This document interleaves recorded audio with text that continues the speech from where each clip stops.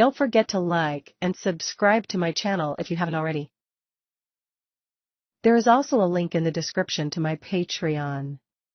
It has Naruto fanfiction that cannot be posted on YouTube. There is some free content on there. So, you don't have to be a paying member to enjoy listening to excellent fanfiction. The Element of Time by Rasen Shuriken. Prologue. Enter Felix Yoshoryu. The battlefield slowly came back into focus as Naruto came to.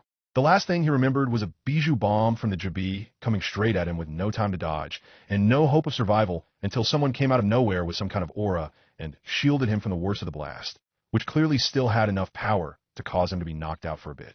He looked up with bleary eyes, and his heart stopped as the raven-haired body came into focus. Sasuke! He cried out as he staggered forward, not even really caring what Sasuke was doing there or when he had arrived. He kneeled next to his old friend foe and took in the damage to his body. It was extensive to a point where not even Tsunade would have been able to save him, despite the aura that Naruto now realized was the Susanoo. Denying the evidence before his eyes, Naruto forcefully shook him, shouting, "Sasuke, get up!" Sasuke groaned as his eyes opened, and he looked at Naruto. "Hey there, Dobe," he managed to say before he suddenly hacked up blood, some of it hitting Naruto in the face. Naruto ignored this as Sasuke groaned and said, "Damn, it looks like." He coughed again. "I'm not going to get a chance to fight." "Sasuke, what are you doing here? And why the hell did you save me, you idiot?" "How cough should I know? Just like that time before cough a lifetime ago. My body just moved on its own. There was cough no time to think." Sasuke then coughed more violently than before, a copious amount of blood flying out. Again, Naruto ignored the blood spit that hit his face. Sasuke's pulse began to slow. "Sasuke, no, you can't die. It wasn't supposed to be like this. I was supposed to save you." "Dobe, it really is too late this time." Sasuke managed to wheeze. "Don't you dare let my sacrifice be in vain. Beat the bastard who toyed with cough, Itachi. Don't let his will and the village perish like they are some worthless afterthoughts." "Sasuke, I promise you that I will find a way to win this fight. Even if it kills me, I'll hold you to cough. That, just don't become bent on revenge. It will only blind you, just like it did to me. Since when did you get to lecture me on revenge? You're the one who blundered down that road in the first place." "Guess you're right on that," Sasuke said as he managed a small smile. "I guess that you were always a better shinobi than I was. It was always your guts that drove you on, while I could not see a thing beyond my own hatred. Do not even think of losing sight of who you are." He looked at Naruto one more time and held his hand to Naruto, his index and middle fingers extended. Realizing Sasuke's intent, Naruto hooked those fingers in his own, forming the reconciliation seal. This lasted for a full 3 seconds before Sasuke's hand slipped from Naruto's and hit the ground as the light fled from Sasuke's eyes. Tears stained Naruto's face as he looked at the body of the one he had called his brother. Rain began to fall. "It's like the heavens themselves are crying," Naruto mused as he looked in the distance, where he saw that the Juubi had somehow been driven somewhat far from Naruto's position and was engaged in a struggle against several large wooden dragons. Where did they come from? Naruto thought, recognizing them as what Madara had used against him in Kurama. But why would they fight the Juubi? He noted that the allied shinobi army was also attacking the Juubi with everything they had, though they were less than a third their original size and slowing down. "Crap, what am I still doing here? I gotta go help them now." He dashed towards the battlefield as fast as he could in his exhausted state, sparing one more sad glance at his best friend's body. "For what it is worth, Naruto, I am deeply sorry that your friend died like that, especially after all you did to prevent this from occurring." Naruto sighed at Kurama's words and muttered, "Yeah, I know." He paused to pilfer a corpse on the path and was able to find a food pill. "Blast it!" Hiruzen Sarutobi cursed as he dodged another blow from Madara's Susanoo and launched a kunai with an exploding tag attached to it. Cast several hand signs in quick succession, calling out Shuriken Shadow, Clone Jutsu. Said kunai replicated into over 300 copies, and they all slammed into the Susanoo, each one exploding violently, but having no effect on Madara's defense. The entire battle had gone thus, being totally one-sided with his and Tobirama Senju's best efforts failing to even phase Madara.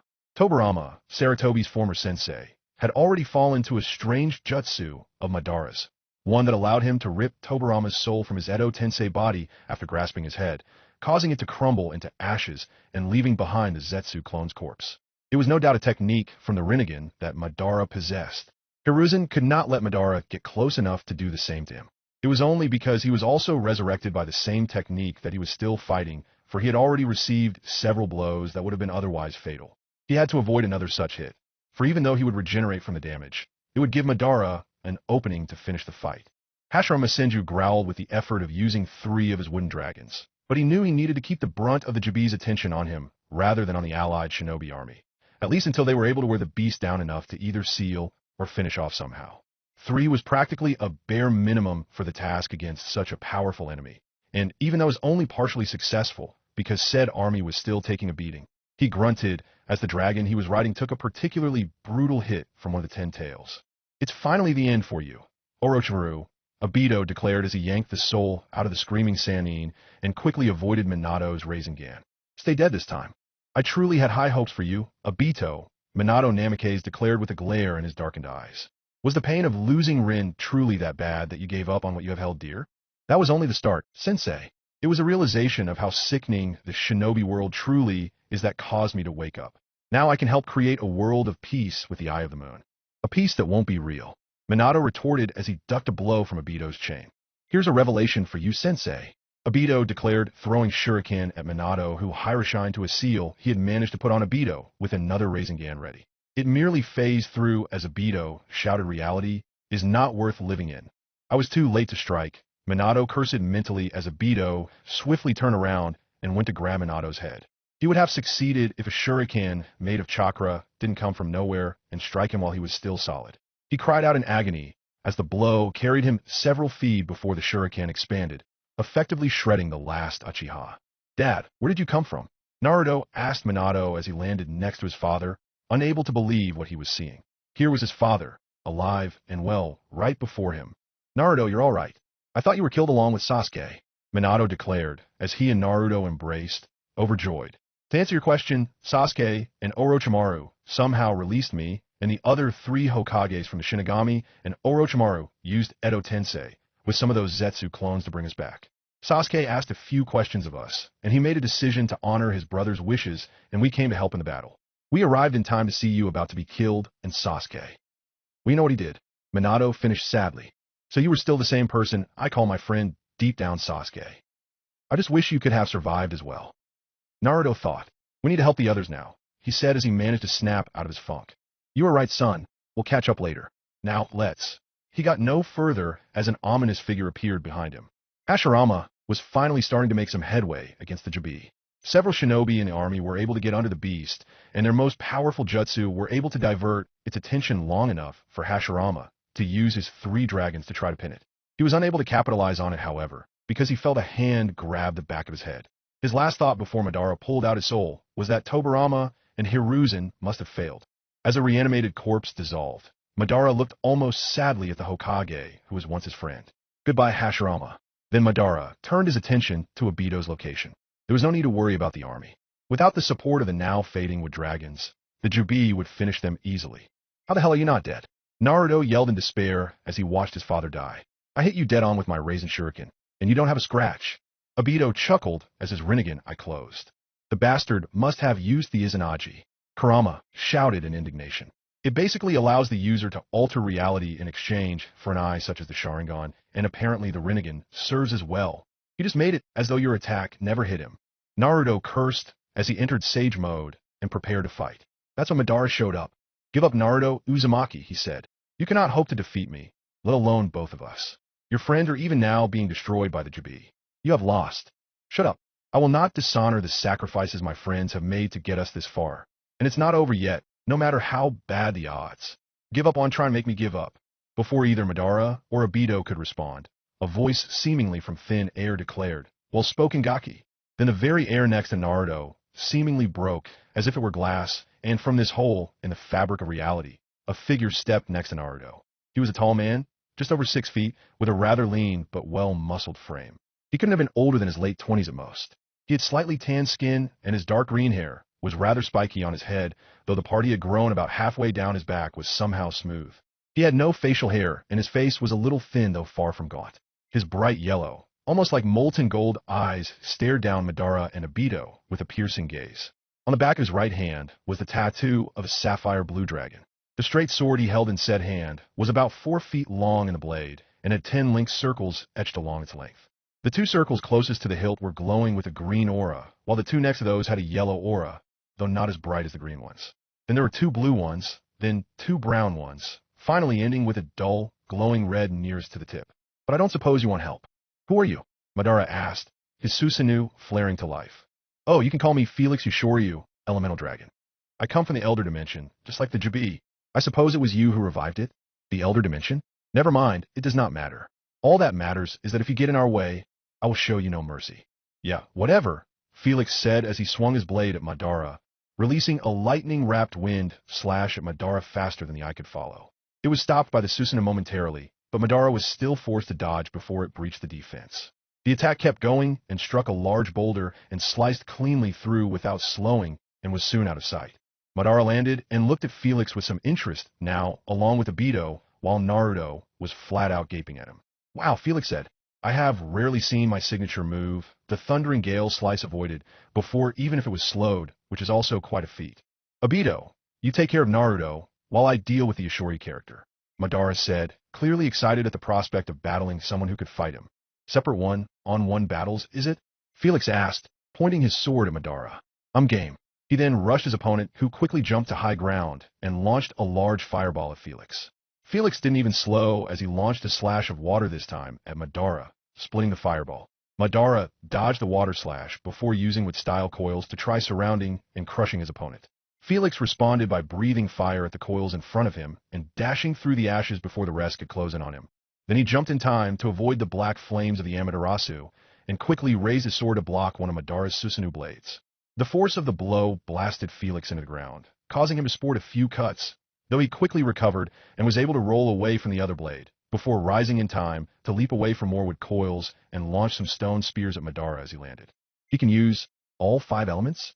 Madara thought, now truly impressed, as the stone spears impacted the Susanoo with minimal results.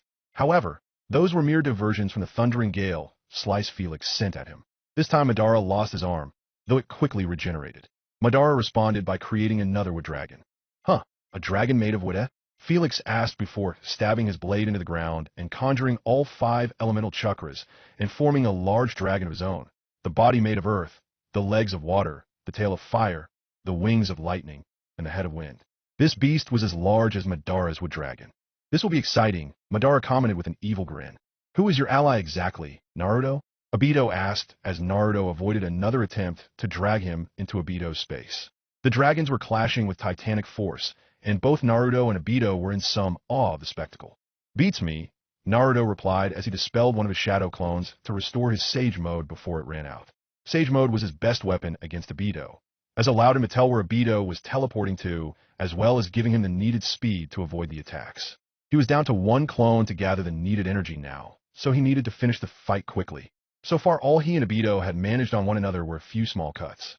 This is my first time meeting him, so I don't have a clue who he is. I see. Then that means you have no idea what the Elder Dimension he mentioned was.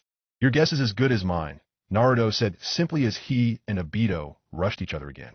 Madara was having a little bit of trouble. Trying to avoid Felix's attacks was proving quite challenging, for Felix was very fast, to the point where the Sharingan was almost a requisite for tracking him, and he had already demonstrated the power to penetrate the Susanoo and had even cut Madara's gun by, almost in half when Madara had tried to block that sword with it. However, Felix was also having problems. Unlike Madara, his body was not reanimated, so he did not have the regeneration factor or the endurance that came with it. That said, he had been hit with a few of Madara's weaker attacks, and had the cuts, bruises, and burns to testify. He also had a large slash across his chest from narrowly avoiding death from one of Madara's Susanoo blades. And he didn't even want to think about the moment he was almost hit with the Amaterasu either. He would have to seal Madara, and soon. He rushed his opponent again, launching one of his wind and lightning slashes and quickly dashing to where Madara had dodged to. He used his sword to bypass the Susanoo and ducked under Madara's quick swing of his gun by. For a moment, they traded blows before Felix was able to kick Madara to the ground, pin him, and cast a few hand signs and shout Elemental Dragon's separation sealing. He slapped his hand on Madara's chest. This was a special seal made to separate all 5 elements that were in the intended target and bind them to the world's natural elemental energy, effectively spreading the target's being to the world's collective being. Before Felix could finish, however, Madara was able to knock Felix off of him and tried to use Amaterasu again. Felix dodged, cursing. Just one more second, and he would have won. His musings were cut off as he heard the Juubi roar and head for them. Well, it looks like the Juubi has finished swatting all those flies, Madara commented to the seething Felix. Even if he still could beat Madara, he had no chance with the rapidly approaching Juubi. He was down to one option, and he needed a resident of this world for it to work. His eyes fell upon Naruto, and he dashed for him. Naruto was preparing a Raisin Shuriken when Felix appeared next to him with no warning, grabbed him, and shouted, "Elemental space manipulation." Then things went white for Naruto as he and Felix disappeared from the battlefield. Naruto groaned as he slowly regained consciousness. Then he bolted upward frantically as he remembered what transpired. His gaze fell on Felix, who was panting very hard and fast. "What the hell?" Naruto shouted at Felix. "Take us back right now. I still have to help my friends." "That is redundant, Gaki. The Juubi killed all of them," Felix said coldly. "We can't win anymore, and even if we did, there's not much left to save." Naruto froze at the revelation and despair overtook him. First Neji, then Sasuke, and now everyone else precious to him. Shikamaru, Sei, Sakura, Sai, Ino, Kiba. So many others, and especially Hinata. All dead, gone. It was too much as Naruto broke into tears and sank to his knees. There is still something you can do, though, something that can fix things. Naruto looked at Felix as he conjured a large scroll and unfurled it. "This seal will let you go back in time." "What?" Naruto asked, hardly daring to believe it. "How is that possible, and how far back?" "It's a complicated seal that requires someone from the home dimension to activate, at least effectively, and you go back to the day you were born." "So I can save my parents that day?" Naruto asked. "No, you're bound to this world's time, meaning if I turn it back 1 year, you'd physically be 1 year younger. So you'll only be a baby. However, I'm not from this world, so turning back this one's time won't de-age me, so I can help you with that." "What do I do?" Naruto asked. "Place your hand on the seal and pour some chakra into it. Your tenant should still have a little bit, so you should have enough." "Wait, how do you know about that?" "I took the liberty of viewing your memories while you were out." "No more talking. Madara and Obito could find us at any minute. Hurry." Naruto nodded and placed his hand on the seal.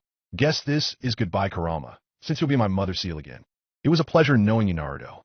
Naruto sighed as the time seal activated and things went white again.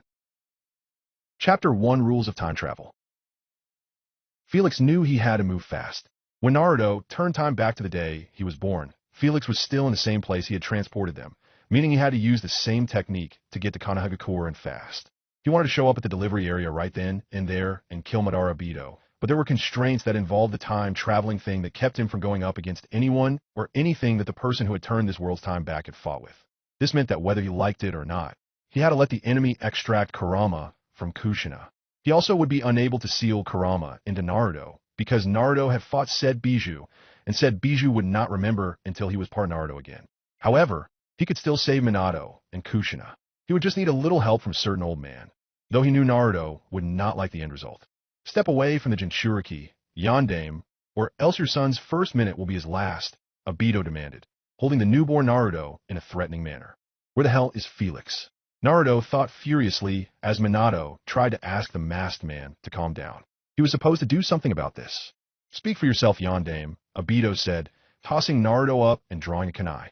"I am quite calm," he declared as he proceeded to stab Naruto in midair, only for Minato to flash by and rescue him from being skewered. "Your name, as the Yellow Flash of Konoha, is well-deserved, but what about my contingency?" It was then Minato realized that the masked man had put exploding tags on Naruto's bundle. He cursed as he tore it free and flashed away from the explosion. They found themselves in a clearing with a small wood fragment embedded in Minato's leg as he thanked his lucky stars Naruto was all right. As he prepared to go try to save Kushina, Naruto thought angrily, "You better not let that bastard kill my mother Felix." Hiruza and Sarutobi got a surprise when a green-haired man showed up out of nowhere and knocked out his AMBU guards before they even knew he was there. "Who are you?" he asked as he prepared for a fight. "A friend," the man responded, dashing forward and grabbing the old man's head before he could react, and started forcing memories into his mind. "Sorry about this. This will cause a bit of a headache, but it is quicker than just trying to explain, and time is of the essence." Sarutobi could only groan in reply, as the memories of things that had yet to pass rushed through his mind. Naruto was somewhat relieved when Minato showed up with Kushina, but upon realizing that she no longer had Kurama inside of her, he was pissed off. What the hell is that jerk Felix doing? He thought as Minato prepared to defend the village. A recovered Hiruzen was demanding answers as to what was going on and what the deal with those memories that never happened was. "So let me get this straight," he sighed as he tried to gather his thoughts. "Minato's and Kushina's son turned time back to this point after the future went to hell, and I was dead before then?" "That's the thick of it, yes," Felix responded. and you had better help reduce the casualties of the Kyuubi's attack right about now. I know that it is a difficult thing to ask for you to trust me, especially considering what I'm asking of you. But there is little time to persuade you, so I can only give you my word that this is the best shot we have at rewriting the future. What do you say? Sarutobi thought for a few seconds as he prepared his battle gear to fight the Kyuubi. It was a far-fetched story to be sure, but it did seem that this Felix was on the up and up. He also knew that there was not much time to make a decision, so he decided to throw the dice. All right then, I will trust you and do my part. Good. Now get going and don't get yourself killed yet. I will come get you when it is time for your part in this. Are you Uchiha Madara? Minato asked as the masked man lowered his hood. But he is supposed to be dead, so you can't be him. I wonder about that. The masked man mused, preparing his chains. Not that it's important whether you are Madara or not. But why do you want to use the Kyuubi to attack Konoha? Well, I guess you could say that it is both a whim and a plan. For both war and peace. Well, whoever you are, and whatever your goals, I will not let you destroy the Leaf Village. They dashed at each other, and the ensuing battle was somewhat short, ending when Minato used a Rasengan on the masked man's back, followed by stabbing him with a kunai and using a contract seal to remove the Kyuubi from his control. As Madara backed off and teleported away, he declared, I am impressed that you have managed to wound me and delay my plans. It is no wonder that you are the Yondaime. But know this, the world will be mine someday. I have plenty of backup plans and many means at my disposal. Once he was gone, Minato could not shake the ominous feeling that the masked man was not lying. As Hiruzen was preparing the shinobi under his command for another attempt to drive the Kyuubi further out of the village, Minato showed up and used the Hiraishin to teleport the beast away before it could launch one of its bijou bombs. Just like before, if those memories are really true, he mused. So that means that Felix's character was telling the truth. His thoughts were interrupted by the bijou bomb explosion in the distance, and Felix showed up. It's time to get going, he said gravely as Hiruzen nodded. Who are you? One of the nearby Yenbyu demanded, causing Felix to mutter something about that question getting rather old. Stand down. I have reason to believe that he is an ally of ours, Hiruzen commanded. The Yenbyu complied, albeit reluctantly. Let's go. And with that, they dashed off in the direction of the Kyuubi's location. Upon reaching the barrier Minato set up, Felix quickly cut through it with his blade, earning astounded stares from the accompanying shinobi. Hurry, he said to Hiruzen as they dashed to the place where sealing would take place, Felix leading the way. Naruto could only watch in horror as he watched his father prepare the Reaper Death Seal. Before Minato could cast the final hand sign, however, Naruto's hopes were restored as a familiar green-haired man dashed up to Minato from behind and knocked him out with a quick chop to the back of his head. Before Kushina could say anything, Felix shouted, Keep the Kyuubi at bay, lady. We'll take care of the rest. As he said this, Hiruzen came up next to him and started to cast hand signs. What is Gigi doing here? Naruto momentarily wondered before his eyes widened as comprehension set in. No, he can't be. His suspicions were confirmed as Hiruzen cast the final hand sign, and the Shinigami roared to life behind him. He had to do something, but his body was too small and helpless. I'm sorry about this, Kushina, but sealing the Kyuubi inside of Naruto is truly for the best, Hiruzen said, gazing at her with a sad look in his eye that took all argument out of said redhead. He turned his gaze to the Kyuubi, then, and the Shinigami reached through his chest to the beast. As Kurama cursed, half of his being was then ripped from him and sealed within Sarutobi. Tighten the chains now, Felix shouted to Kushina before Kurama could take advantage of his smaller size. She complied as Hiruzen quickly set up the altar. Forgive me, Minato, Kushina, and Naruto, Hiruzen asked before shouting 8 trigram seal. With a final roar, Kurama felt himself being pulled into Naruto, cursing all the while. Then it was over. Naruto found himself once again within his mindscape as the seal resolved itself. Dimly, he noted that he was in his 17-year-old body again, though that was due to his real mental age. He looked up as the ever-familiar cage manifested and a particularly loud demon fox with it. Damn it all! Kurama roared before a sudden jolt in his mind occurred. He growled at the agonizing pain in his head as his forgotten memories began to reassert themselves. What's wrong, Kurama? Naruto asked, only to be ignored. He's going to be out of it for a little bit. Gaki, Felix said as he appeared within the mindscape to Naruto's shock. He did not remember all that happened between the two of you initially, but now that he's a part of your mind again, they will be coming back to him. Then he doubled over as Naruto socked him in the gut. Hard. What the hell is wrong with you? Why did you let Obito release Kurama from my mother? And why did you make Gigi sacrifice himself? Felix regained his composure and responded, Look, Gaki, I'm sorry I had to resort to that, but it had to be done. There are laws in the Elder Dimension that were put into that time travel scroll. And one of the big ones is that no being from the Elder Dimension is allowed to tinker a large amount with the timeline in question. One of the restrictions to avoid messing it up too much is that I am not allowed to fight against anyone the person who turned the timeline back had fought. So it was a no-go for me to stop Obito for you, since you fought him. I also could not be the one to seal Kurama back into you, since you had fought him as well when you made your bid for his power. If the beings of the Elder Dimension went around solving everyone's problems for them, no one in those other dimensions would be able to do anything for themselves.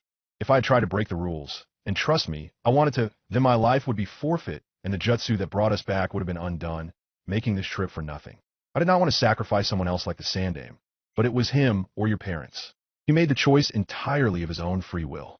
I did not force him, so I am sorry, but it was the best option available to us. Naruto sank to his knees in despair. He had just gotten back, and already one of the people he had hoped to save from the horrors of the time he had witnessed was gone. Was the future really written in stone? Would this happen to everyone else he hoped to prevent the deaths of? Don't give up yet, Naruto, Felix said with a sympathetic tone to his voice. We have already managed to save your parents, even if it was trading their lives for the Sandaimes. He would not have wanted you to let that trade-off be in vain. Now, would he? You did not come back to this time to just allow everyone you care for to die sooner, did you? No, I guess not, Naruto said as he wiped away his tears. He could not let this unexpected turn bring him to his knees. Though I wish you would have let me know what your plans have been beforehand. First of all, there was too little time before we came back. For all we know, one of the Juubi's Bijou bombs could have already been on its way to destroy us. I could not take that chance. Secondly, would you have gone through with it if I had? I would not have liked it, Naruto admitted. If you two are done with this conversation, I think that it is time for us to make plans for the next few years. Kurama interjected, having recovered from reclaiming his memories. Hey Fuzzbutt, are you feeling better yet? Naruto asked, glad to see his old friend again. Fuzzbutt? Kurama sputtered as Felix laughed at the nickname. Gaki, you had better open this cage now, before you make me any more cranky. Yeah, all right, Naruto said as he complied, letting Kurama out. So Felix, what is our next move? First things first, I had better bring your parents into this conversation. This is something we should collaborate on. Minato groaned as he woke up. Who on earth had knocked him out? He looked up and saw Saratobi lying prone on the ground, surrounded by a few ENBU. Two others were keeping watch over him. As he continued to take in his surroundings, he spotted a ragged Kushina holding Naruto, while a green-haired man was using medical ninjutsu on her. What happened? He asked somewhat sluggishly. That man tending to the woman knocked you out, and Lord Sandaime sealed the QB in your place. Lord Yondaime, one of his guards, a man in a crocodile mask, responded. I see. Minato responded as he rose to his feet and went to his wife and son. He took a look at the man who was healing Kushina. He did not know who he was, but it was clear that he was very skilled to have been able to get the jump on Minato like that, even if he was a little preoccupied. He was also very good with the medical ninjutsu he was using on Kushina. He noted that the man seemed to somehow be drawing some of the residue chakra from the QB's attack from the air and streaming it back in her, so she could survive without needing the complete being within her. There was a small chance that she would have survived anyway, being an Uzumaki, but this man was clearly taking no chances. Minato spared a sad glance at his predecessor's body before asking the strange man, How is she? Quite good, actually. All things considered, the man responded. I've got her mostly stabilized, so we should be out of the woods momentarily. My name is Felix Ushoryu, by the way. Minato nodded in appreciation of Felix's words. If you don't mind me asking, what exactly are you doing here, and why did you aid us in the manner you did? I could tell you, once I am finished with the lady, but you might want to dismiss your AMBU guards for this. I am not saying that they are untrustworthy, but what I will be telling you will be most likely an S-class secret, and you should hear it before you deem who else can. Minato looked at all of the ANBU and nodded. Reluctantly, they left the clearing.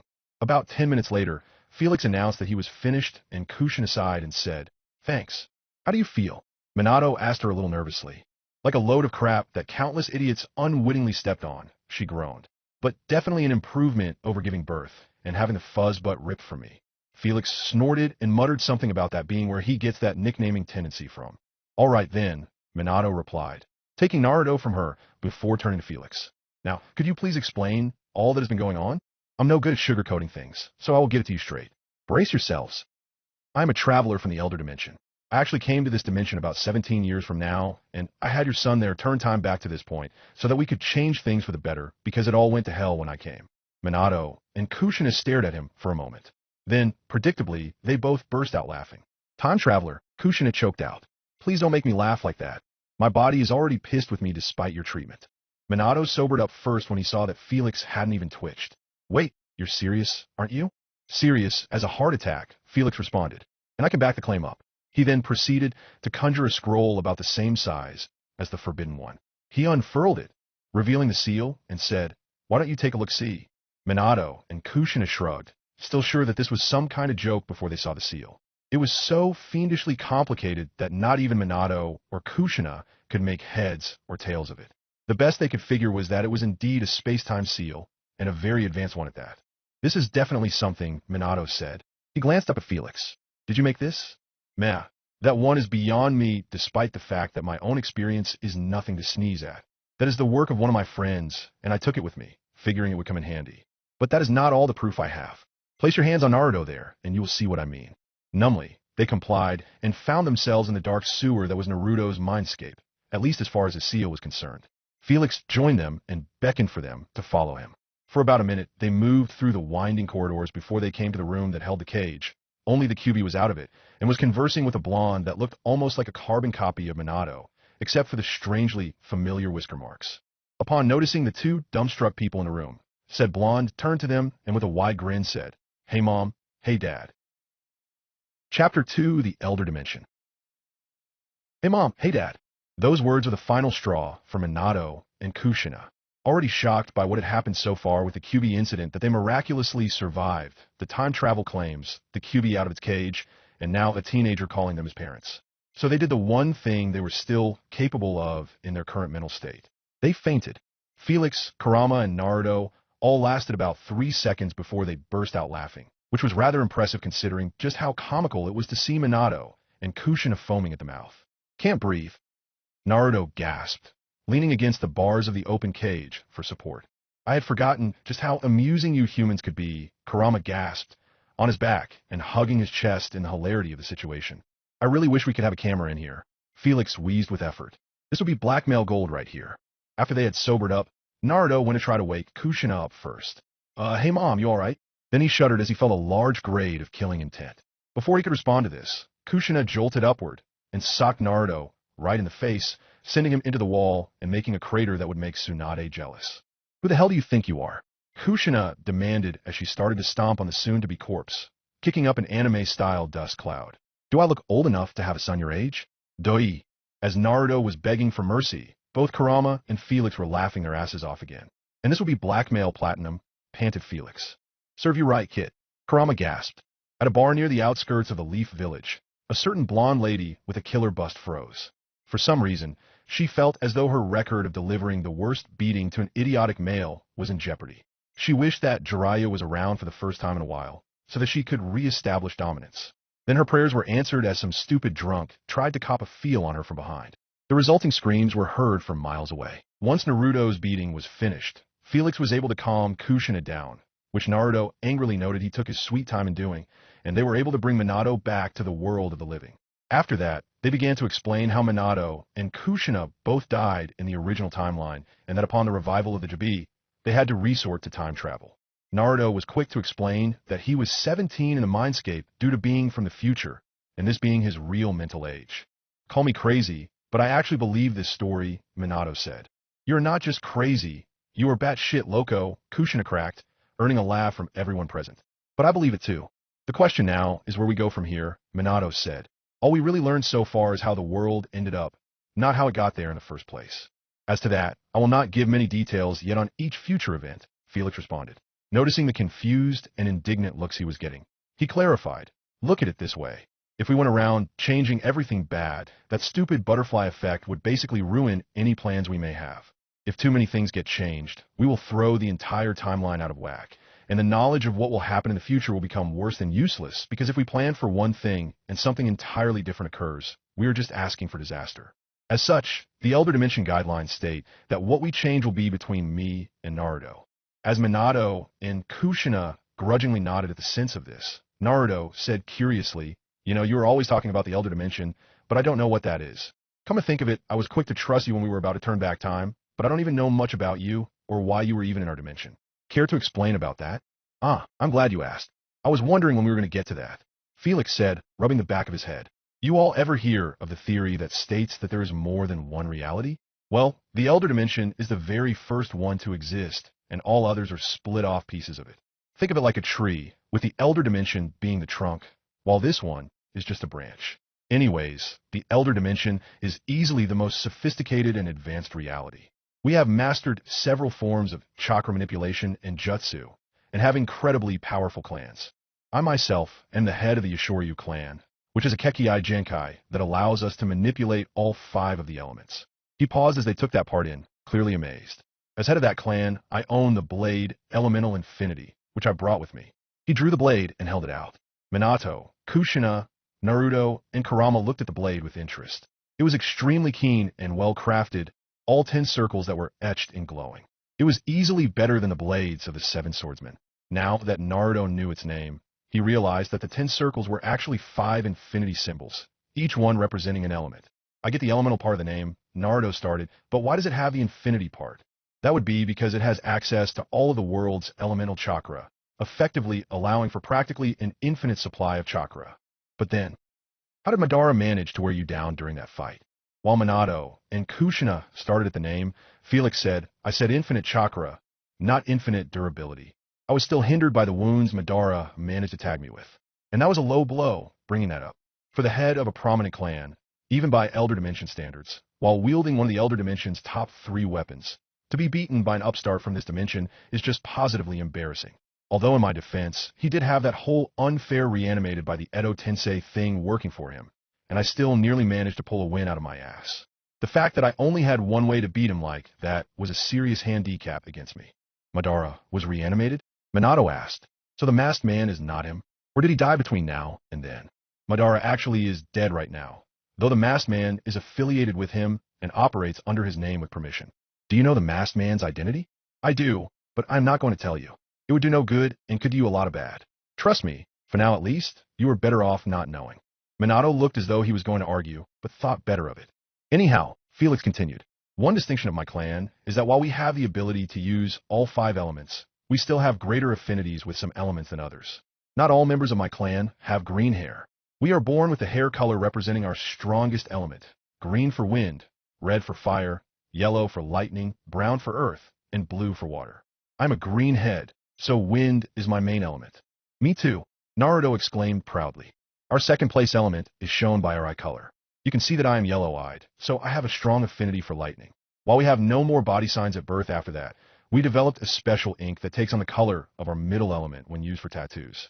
He showed them the blue dragon tattoo on the back of his right hand, so you can see that my middle element is water. The other 2 are represented by articles of our clothing, usually of our choice. He pinched the fabric of his dark brown slacks. Earth is next, and that leaves fire as my weakest, though is still quite potent. He finished as he tugged at the sleeveless red vest that left his arms bare. I am guessing the order also shows itself for the wielder of your sword in the form of what colors the infinity symbols glow in, right? Naruto asked. Ah yes. Good eye, Gaki. Don't call me Gaki. I am 17. Mentally, yes, but you have the body of a newborn now, Felix retorted as Minato, Kushina, and Kurama snorted.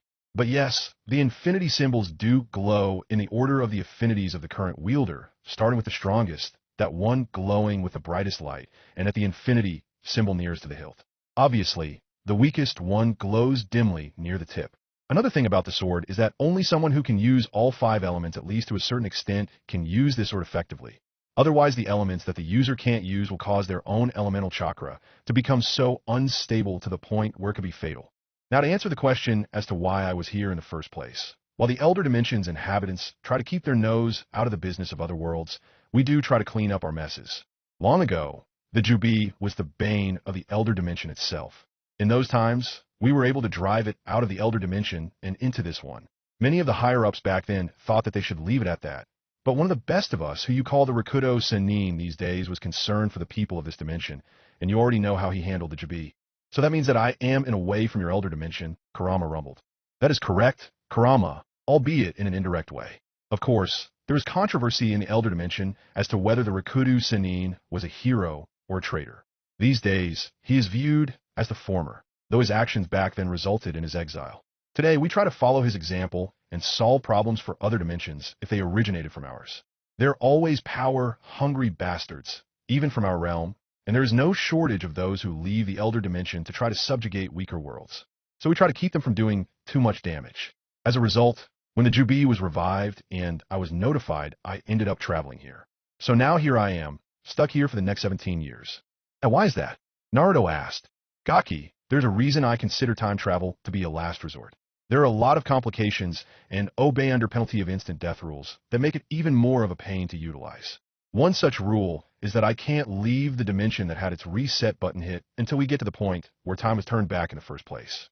This rule was made to keep the person who turned time back in the first place from messing up by ensuring an elder dimension denizen could keep an eye on them. My friends will probably come to see what is taking me so damn long to get back. But wait, didn't we turn time back? So when we get to the point where you can leave again, it will still be a point where you are only briefly gone. Doesn't work like that. We only turn back time in this dimension.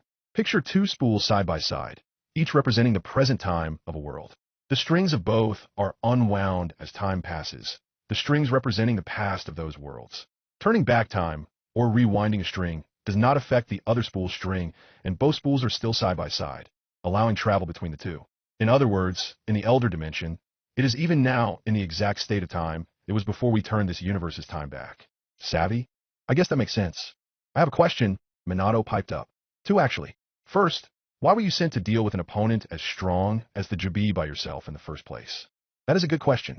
You see, even though we of the elder dimension try to clean up messes originating from our home, we still try to avoid sticking our noses in too far in the affairs of other worlds. As such, one of the dumber rules was that only one knight, that's our name for fighters in the elder dimension instead of your local shinobi, is usually sent per enemy we have to fight from our home. Since the Juubi, powerful as it is, was only one foe, and all others are local to this dimension, they sent a one-man army me. Although I still think they could have made an exception to the stinking rule, considering just what I was up against. Even someone like me going up against the Juubi, well, it is like asking me to try slaying a dragon armed with nothing but a pin and no chakra use. I think Mom might manage that, if said dragon was dumb enough to make a comment on her age, or maybe her weight. Naruto joked dryly, causing everyone present to burst out laughing. I don't. Think she'd. Huh. Need the pin. If it came to that, Minato managed to heave while clutching his sides. You are damn. Right, I wouldn't. Kushina practically gasped as everyone laughed harder. After about a minute, when they were sober, Felix asked, You mentioned a second question, Minato. Yes, Minato replied. Just why are you and Naruto telling me and Kushina all this when you're not going to let the two of us change things? I never said I would not let you change things. I merely said that what we changed will be at the discretion of Naruto and I. Not only that, but we need someone in a high place to help keep these things as low-key as possible. Who better than the Yondaime and his wife? On top of them being the parents of the time traveler, adding to their trustworthiness. Also, it is important for you to have at least the gist of things as they come up, so questions are not asked when we need you change something for us. I see. So that means that we are in on the loop, but on a need-to-know basis, is that it? Bingo. Minato sighed. I've gotten too used to being in a position to be the one withholding information, being Yondaime and all. Now it sucks to be on the receiving end. Felix chuckled before saying, Now that that is out of the way, it is time to plan for what we need to do in the present. Once we get out of here, I'm going to need a cover story.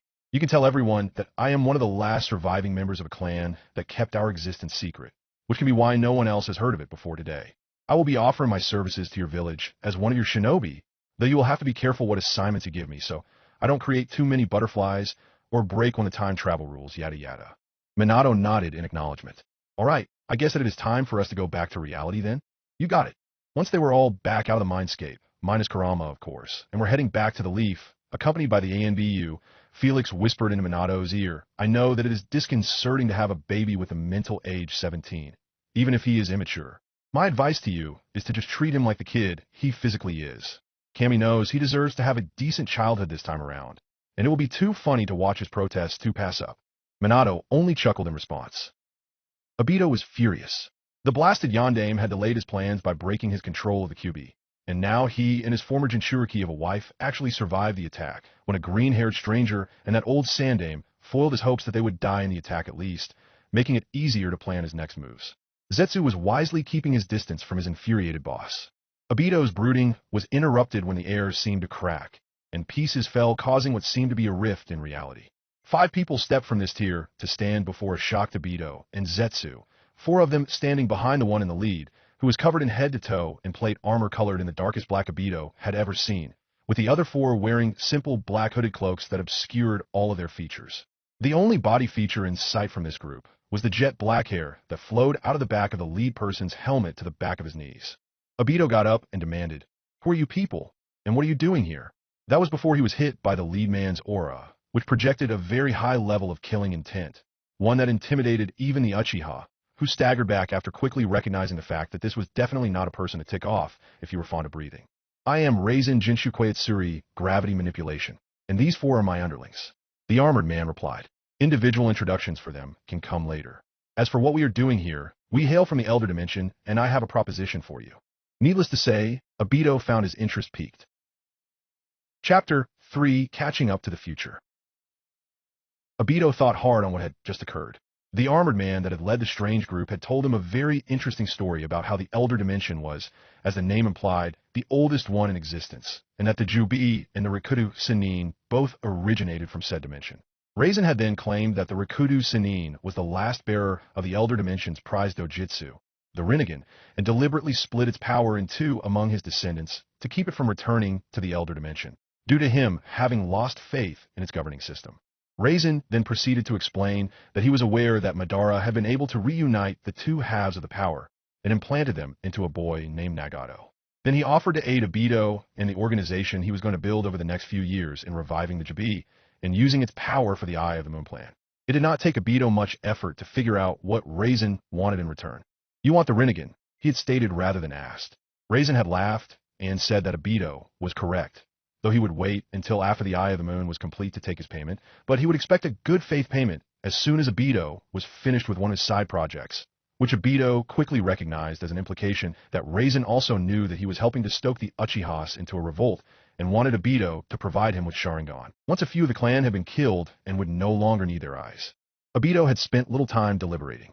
The offer was good, for he would no longer need the Rinnegan once the Jinjutsu had been cast, and he was sure he could easily spare two Sharingan once the revolt had taken place, for whether or not the Uchiha won or not, there was bound to be at least a few casualties among them. If by some chance that did not occur, he could always terminate a few himself. As for what he would get in return, it was quite obvious from the aura Reisen gave off that he would be a powerful ally, one he definitely did not want as an enemy. So he had agreed. Now he was thinking about the deal he had just struck. It seemed too good to be true, and unfortunately, that usually meant that it was. That Reisen was extremely shady, and Obito was sure that he was after something else entirely, and planned on using him for it. But Reisen was too powerful for Obito to really have a hope of going up against, so he would have to wait until the Akatsuki was formed and make sure he had loyal and powerful followers before he could very carefully plot against his new ally. "I'm certain he suspects Lord Reisen," one of the cloaked men said to his armored master. "It is clear that he is no fool, and it is easy to deduce that you could easily take the Rinnegan yourself easily. Yes, but the last thing we want is to tip off the higher-ups in the Elder Dimension that we are here and that the Jinshukwetsuri clan still has a surviving member." Reisen replied, "If there is anything that would provoke a large reaction from them, it is the power we hold. It would send more knights than even I could handle." He laughed and continued, "So for now, we operate with and through our new pawns, discreetly gathering the pieces we need until we have our real prize within reach." Minato was relieved as his paperwork neared its end. It had been 2 months since Kurama had attacked the village under the influence of his amnesia and the masked man. It was still a little hard to swallow the idea that he and Naruto had befriended each other, though he and Kushina both considered that to be somewhat small news compared to the whole time travel thing. The funeral service for all those who perished fighting the Fox, with Hiruzen Sarutobi being one of the most mourned, had been held a week after the attack. There were many who broke the shinobi rule of not shedding tears, but Minato did not blame them at all. It was a very heavy blow to the spirits of the village. A few days after that, the village council had finally managed to drag him into a meeting to discuss Naruto's fate. Minato and Kushina had by then revealed that they had been secretly married, and that Naruto was their son, but that did not stop several members of the civilian council and Fugaku, the head of the Uchiha clan, from wanting the demon brat killed. Fugaku was greatly angered by the Kyuubi's attack due to the accusations from many of the villagers against his clan that emerged from the rumors that an Uchiha had controlled the nine-tailed beast, and he wanted the recompense and revenge. The members of the civilian council were just plain scared idiots that could not distinguish between a jail and the prisoner, though Kurama did not seem to mind so much anymore. Not that anyone else had to know that. Danzo Shimura, backed by Hamurami Kato and Kohyudatane, was determined to enlist the boy into his root program and turn him into an emotionless weapon. This was only further motivation for Minato to keep the fact that Naruto and Kurama were on good terms under wraps, as if he needed it. If that got out, Danzo would become more determined, seeing even greater promise in using Naruto as a tool of war. Fortunately for Minato, he was able to gain the collective support of Hayashi Hyuga, Shikakanara, Choza Akimichi, Inoichi Yamanaka, some Inazuka, and Shibi Aburame, and keep custody of his son. Further arguments were quickly put down when Kushina started to get irritated, scaring the crap out of the idiots, the council. Minato then made it law that no one was to discuss the Kyuubi for several reasons. Among them was the fact that he knew that Naruto would be a target of those who wanted to bring back the Juubi, and he wanted to prevent them from making any early moves. Secondly, this would hopefully give Naruto a chance to have friends growing up this time around, since the parents of children would not be allowed to tell their children why they wanted them to stay away from Naruto, and hopefully Naruto's status as the son of the Yondaime would help cancel any negative feelings the parents gave their children, giving them a chance to judge Naruto for who he is. Finally, this measure had been taken in the previous timeline, and it was imperative to keep things as close as possible to that timeline, so that this one could maintain a measure of predictability. Minato stressed that the breaking of this law was punishable by lifelong incarceration or even death. Protests naturally abounded at this, only to be silenced by Kushina threatening to be the one to carry out the latter penalty if they argued. The topic then moved to Felix Yoshoryu. Minato told the council an obscure and believable story that the man was a previous acquaintance of Hiruzen and had been in town when the Kyuubi attacked. Felix had agreed to help Hiruzen seal the Kyuubi in Minato's place, which was obviously successful by the fact that Minato was the one alive now. The council was pleased that Felix had decided to stay on as an elite jonin, and they were quite intrigued with his Kekkei Genkai. There was talk of trying to marry off Felix so they could establish the new clan, but Minato told them flat out that Felix had no interest in doing so. Felix had told the group earlier that he was already married and had 2 kids he had left behind. He expressed great sorrow that he would not be able to be there for them as they grew up over the next 17 years. Something Naruto knew the Minato of the original timeline could easily relate to.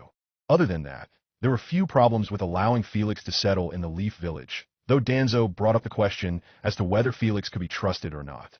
Minato responded by saying that Felix had already rendered a great service to Konoha, and it had been clear that Hiruzen had trusted Felix to help him seal the Kyuubi and prevent Minato from being the one to sacrifice himself. Though that was Felix's plan, but again, the council did not need to know that. He also brought up the fact that Felix had given expert care to Kushina, and for that, Minato was fully prepared to trust the man. With that, the meeting had ended, but the headache was very persistent, and every time he had almost cured it, the next wave of paperwork would only bring it back full force. But now he was just finishing the final stack, and it was about time too. He was getting very close to the point where he would simply flash it all to an obscure place to burn later, flash back and deny that it had ever existed. But he knew Kushina would kill him if she had ever found out that he had to resort to such measures to skip out on his duties like that, and he knew she was more than capable of doing so now that she was fully recovered. She was not called the Bloody Habanero for nothing, or Tomato either when she was a kid, but he would never say that, even if he was sure she wasn't around. He was too fond of his internal organs and his skin to take such a stupid risk. He sighed in relief as he set the final sheet aside, when there was a knock at his door and his blood froze. "No, please, Cammy, no." His worst fears were confirmed as 2 of his secretaries came in, both struggling under stacks of paper that would probably be taller than them if set down. Face palming to hide his anime tears, he said, "Thanks, you too. Why don't you take the rest of the day off?" What happened next was the last straw for his nerves. "Thank you, Yondaime-sama, but it is going to take at least 2 or 3 more trips to bring the rest in before we can go." Felix was in the midst of doing a few chakra control drills at training ground a few miles away from the Yondaime's office when his eardrums just about popped at the agonized cry of "Enotho." "Why me?" Turning in the direction of the cry, Felix chuckled. Apparently the paperwork for a Kage is a level of torture that even that Anko lady would have problems replicating. Naruto, while sad that the Sandaime had sacrificed himself to seal Kurama in him again, was actually glad to at least have the friend and comrade he thought he wouldn't see again initially. Upon hearing this, Kurama merely chortled, "I guess that you're still stuck with me for life, kid. Tough luck for you." "And you're stuck with me as well, Kurama," Naruto grinned. Kurama froze at this. "Crap, when you put it like that, I guess I'm not really in a position to laugh at your misfortune. It's rather clear that you got the better end of the deal." They shared a good laugh at that. Naruto was especially glad to have Kurama still with him due to his 17-year-old mind stuck in his rather tiny and helpless 2-month-old body. At least he had decent company to pass the time, and it was passing slowly indeed.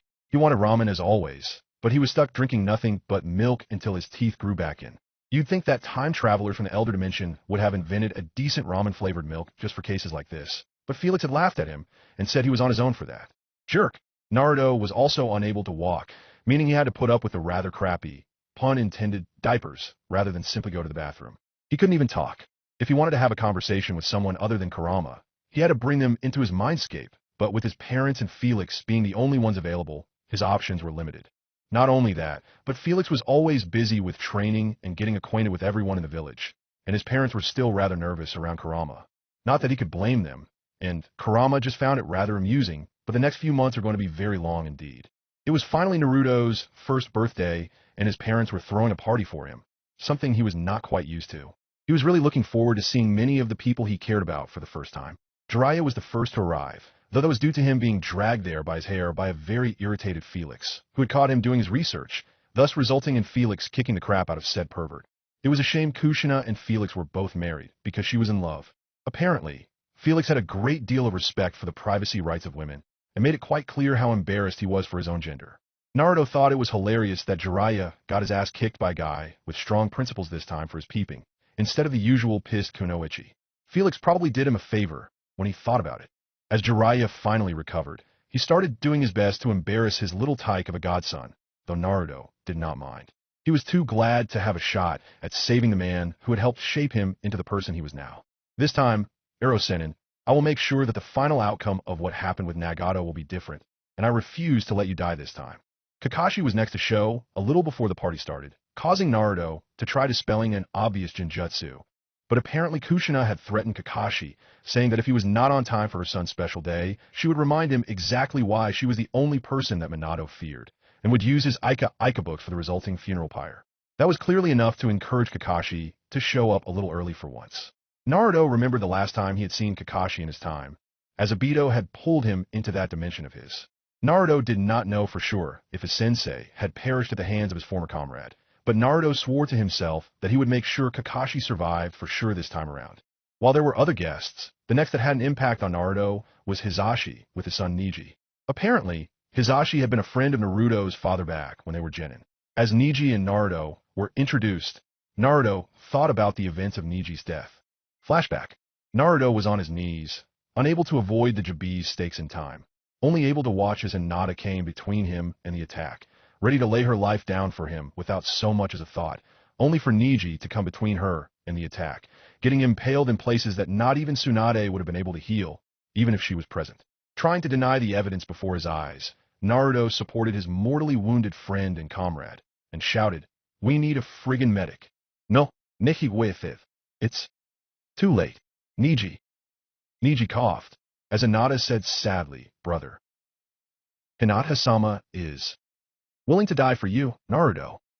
Neji stated with conviction, "So keep in mind that your life is not your own anymore. It also includes mine now, as well." With Hinata shedding tears next to them, Naruto desperately asked why. "Not in a place like this. You're the Hyugas." Neji seemed lost in contemplation when Naruto continued with tears in his eyes. "Why would you go this far for me, sacrificing your life?" With a final smile on his face, Neji replied, "Because I was called a genius."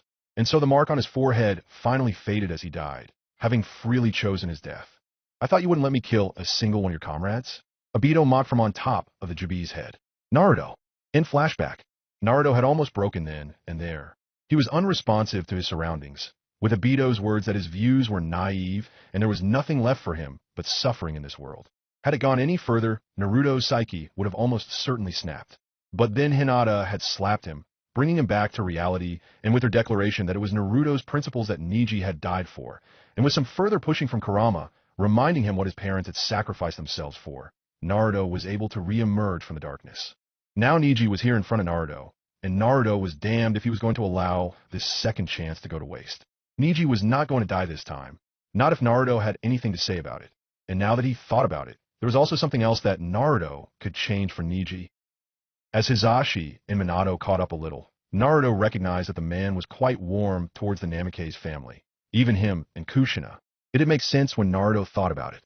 After all, the branch house members were quite aware of what having a seal placed on them against their will was like, so being able to relate to Jinchuriki was quite natural. Unfortunately, Kushina's close friend Mikoto was unable to come, due to Fugaku's hatred of the Kyuubi, and by extension Naruto. Ever since the Kyuubi attack, the villagers have been getting more and more hostile to the Uchiha clan because of their suspicions of the clan, despite the best efforts of Minato to keep the situation from coming to a head. The absence of Mikoto did not stop Naruto from thinking about Sasuke and Itachi. That was probably the most important thing he had to change.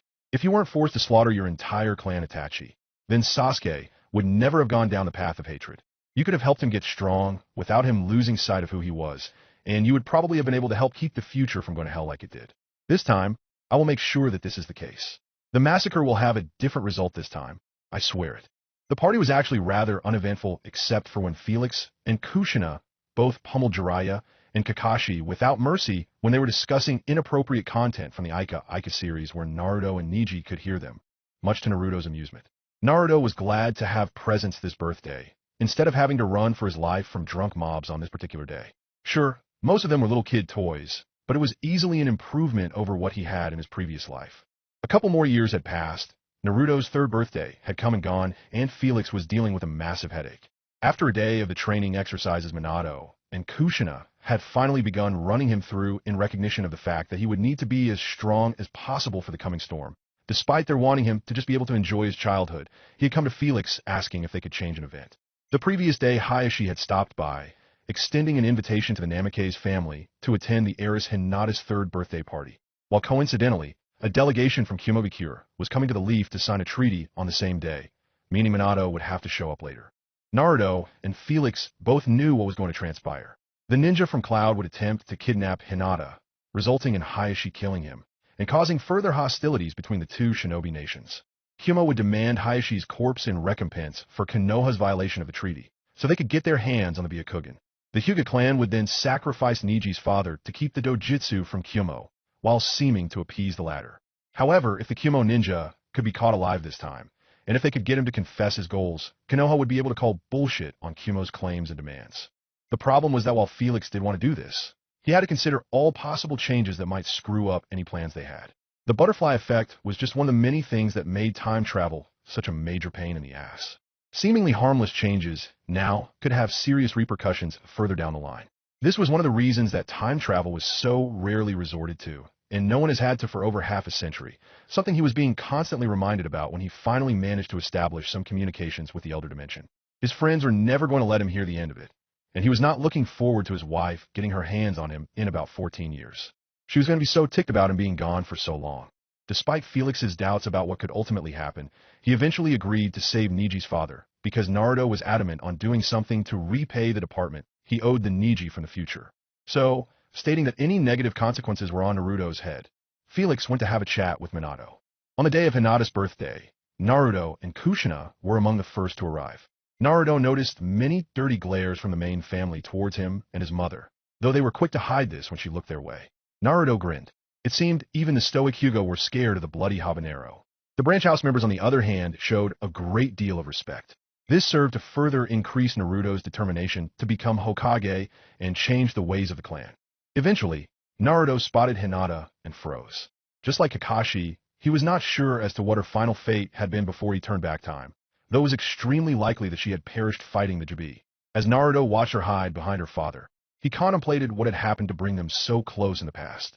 Back then, it was his determination to see the bright side of life despite the brutal treatment he had received at the hands of the village that she had been attracted to in the past. She had tried so hard to be like him, despite her chronic shyness, and never let anyone else affect her view of Naruto. She had always been able to see him for who he was, and he felt stupid for never noticing her attraction to him. He had remained in the dark about it due to this obliviousness, and it had taken an invasion of an extremely powerful foe to get her to confess her feelings for him, followed by her almost dying for him to realize his feelings for her. He would not make that mistake again. If he was fortunate enough for her to fall for him again, he would not let it go to waste. He walked up to her and tried to strike up a conversation, but as expected, she was too shy even at this point to make much progress. Naruto was disappointed, but hopefully he would eventually manage to bring back her feelings for him. It was about a week later when Minato and Felix entered the Hyuga compound. Minato had managed to arrange a meeting to discuss village business for this particular night. While Minato and Hayashi went over some of the redundant documents, Minato grumbling all the while about wondering how the village could still possibly have trees. Felix acted like his legs were kinking up and got permission to stroll through the grounds, accompanied by a branch member named Ko, who also happened to be Hinata's caretaker. As planned, they happened upon the Kumo Nin as he was making his getaway. Felix moved fast, dashing by the kidnapper, and taking Hinata from him as he went. As the man realized he was caught, He pulled a kunai and engaged Ko. Don't kill him, Felix shouted out as he set Hinata down. I want to know who he's working for. For a moment, the Kimonin and Ko were engaged in a taijutsu battle, before the former was able to break away from the fight and rush towards Felix and Hinata, intent on reclaiming his prize. With a swift motion, he launched 3 shuriken at Felix, who, rather than dodge, swept his left hand in front of him, fingers splayed. In that same motion, he caught the first shuriken between his index and middle fingers, the second in his middle and ring fingers, and the final one between his ring finger and pinky, before he reversed the motion and threw the stars right back at their owner before he realized what happened. All 3 weapons hit him dead on, all in non-vital spots, causing him to stagger back and giving Ko the opportunity he needed to close in and shut down several of his tenketsu. Defeated, the Kimonin slumped unconscious. About 10 seconds later, Hayashi and Minato rushed to the scene to investigate what the commotion was. What is the meaning of this? Hayashi demanded as he took in the unconscious masked man and his daughter lying on the ground, the latter now awake and seeming terrified of the situation. Lord Hayashi, corresponded. We ran into this man as he was trying to leave the grounds with Lady Hinata over his shoulder. Our guest Felix and I were able to apprehend him without any problems, and Lady Hinata is unharmed. I see, Hayashi replied as he knelt and unmasked the man. That's the Kimonin I just signed the treaty with a week ago, Minato stated, faking shock. Well, he clearly has some explaining to do, Felix said. Negotiations with Kumo actually went smoothly from there, since they had proof of Kumo's treachery and the Cloud was unable to justify any demands for the Byakugan. Needless to say, Minato, Felix and Naruto were quite pleased with themselves and how things went. Now Niji won't have to grow up with his burden alone, Naruto thought with a smile. Chapter 4, A Mighty Spar, then back to the academy. So tell me what we were doing here again? Minato asked Felix as they, Kushina and a nearly 5-year-old Naruto, headed into the basement of the rather large compound Felix now owned. That pile of paperwork on my desk won't get any smaller while we're here. Honestly, I do not even know why we bother with shinobi anymore. All we have to do to defeat our enemies would be to throw those massive piles at them, and they would not stand a chance. Oh, for Kami's sake, Felix said, why don't you stop complaining about all that paperwork? It's getting irritating. Honestly, is there some sort of rule against using shadow clones? Or is there really that much paperwork that even that does not work? Minato froze. Wait. What? Damn it, Felix. Naruto yelled. I was going to sell him that secret. Felix gaped at Minato while Kushina was laughing her ass off. You mean to tell me? He said incredulously. That you never thought of that? I am. So, stupid. Minato said as he wept anime tears. You just spared me from so much future suffering. Felix sighed as he pinched the bridge of his nose. Astounding that one of the world's smartest shinobi could miss something so glaringly obvious. Aha, you're right about that, Minato said before he frowned and turned to Naruto. Am I to understand that you knew the secret all this time, and you just let me muddle on because you were busy trying to figure out how much you could make off of my pain? Oh, Naruto said as he spotted the frenzied look in his father's eyes that he usually saw in his mother's. I am so screwed. Anyway, Felix quickly intervened before the enraged Minato could finish strangling his son with Kushina trying to calm him down. Wow, a backward situation. That paperwork must have really done a number on Minato's sanity. I brought you 3 here to show you a little something I was working on over the past few years. He opened a door to show a pure white plain room that somehow seemed to be much larger than the space it was supposed to occupy. This here is what I like to call an all-out sparring room, or AOS room, because it is a distortion in the space-time continuum, and everything that happens in here is erased from said continuum once certain criteria are met. And this is important why? Minato asked. Because it will allow for any level of sparring with no repercussions. Even if one of us actually kills the other, there will be no harm done, because once the spar is over, we will find ourselves right back out here without a scratch. Unless, of course, you had it before entering the room. This means we can cut loose a little and practice our most dangerous techniques against an actual foe. And yes, one of the features is that we actually remember what occurs after the fact. It took me the past 4 years to finally get the blasted thing right, and I actually had to call in for some assistance on more than one occasion from home. I might have dabbled in this sort of thing once or twice, but it is far from my area of expertise. Naruto, Minato, and Kushina were now very interested in the possibilities the room had to offer. While it would not help them with the more physical aspect of their training, because any physical strain would be erased, it would certainly be of aid in coming up with strategies against dangerous enemies and safely settling disputes as to who is a stronger fighter. Kushina also harbored the rather wicked notion that she could drag anyone who ticked her off into the room and kill them slowly, over and over and over again. Mwah. Near the bathhouses in Konoha, a certain white-haired pervert suddenly shivered. Why do I get the feeling that I should be a lot more careful around Kushina than usual now? He asked while weeping anime tears. Not to question your work or anything, Minato asked. But is the room always white and empty like that? I mean, it is not going to be very useful if... Of course not, Felix declared. All I have to do is concentrate before entering the room on an environment, and the room will imitate it. As he said that, the room actually did shift to show the forest on the outskirts of Konoha. Anyway, I brought you guys here because I wanted to ask you, Minato, if you were interested in helping me break this room in tomorrow. And yes, summoning do work, so you will have all your tricks up your sleeve available. Is that a challenge? Because if it is, I accept. Excellent. Same time, same place tomorrow then? You got it. The next day, Naruto and Kushina were following the two combatants into the room. Naruto was excited at the prospect of watching his father and the person who helped him so much already duke it out with no holds barred. The field currently resembled a meadow with a thin amount of trees surrounding it. Both combatants walked to opposite ends of said meadow and stared each other down. On three, Kushina shouted, having been selected to start the match. 1, 2, 3, fight! Minato wasted no time in throwing one of his Horatian kunai at Felix, who dodged and drew Elemental Infinity, launching one of his signature Thundering Gale slices at Minato with the same movement. Minato was able to dodge it, only to find that Felix had instantly closed the distance between them and swung his sword at Minato's head, forcing the latter to Horatian to his previously thrown kunai.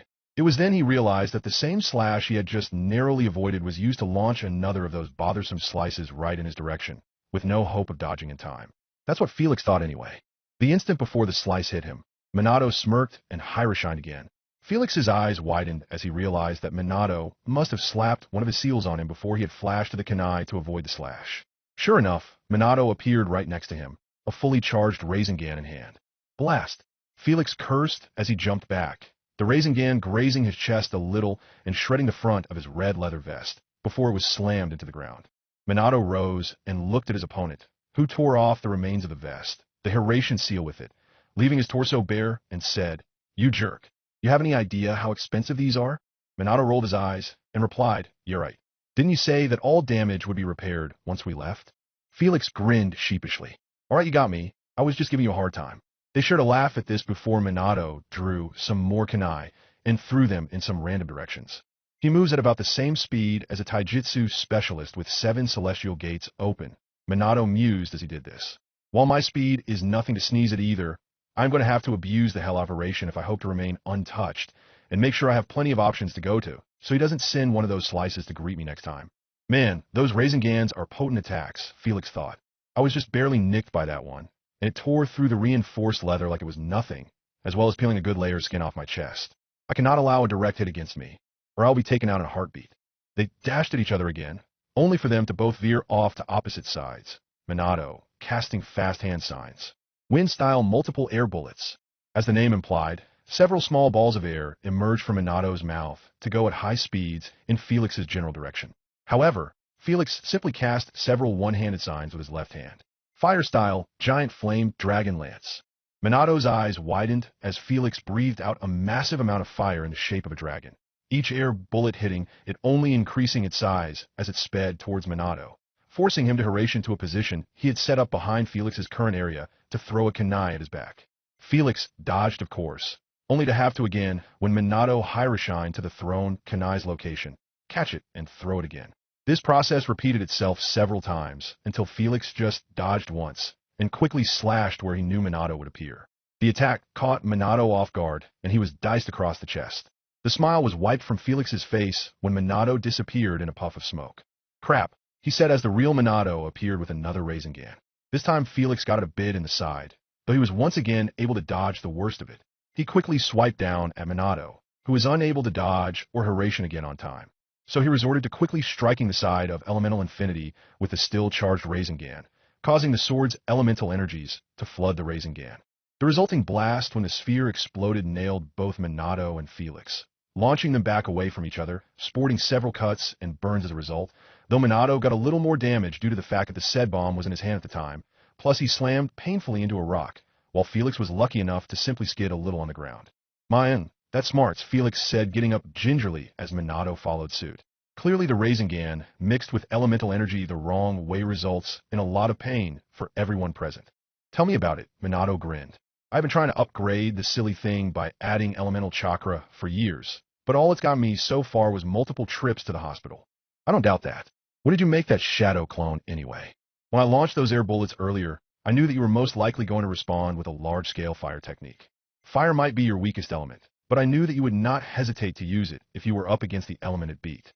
I figured that when you did use it, there was a good shot at it being large enough to obscure your view of me, at least for a moment.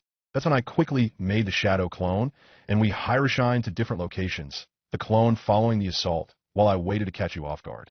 Brilliant! You actually took advantage of one of my own attacks, and you almost had me too. Unfortunately, you were just too quick, even when I do surprise you.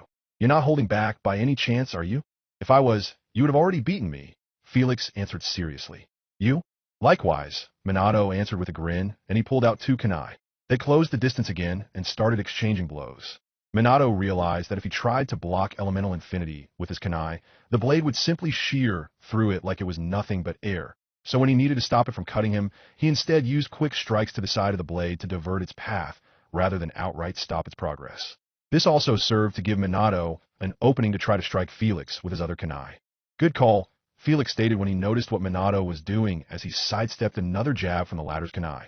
He proceeded to slam his fist right into Minato's cheek, sending him flying. But not good enough. Minato recovered by flipping and throwing one of the kunai. Felix dodged, and Minato high-reshined to it, and parried Felix's quick counterstrike with the other kunai with yet another Rasengan in his free hand. Felix hastily backed off, and this time managed to completely avoid the attack, though it was still way too close for comfort. Felix and Minato stared each other down, both panting with the exertion of keeping up with each other. Felix moved first, stabbing the ground with his sword. Elemental style, dragon ruler of all elements. With a lot of rumbling and elemental energy, the same dragon that Felix had conjured to fight Madara, and he would dragon sprang into existence again. Minato quickly bit his thumb, cast the hand signs he needed, and slapped his palm onto the ground, summoning Jutsu.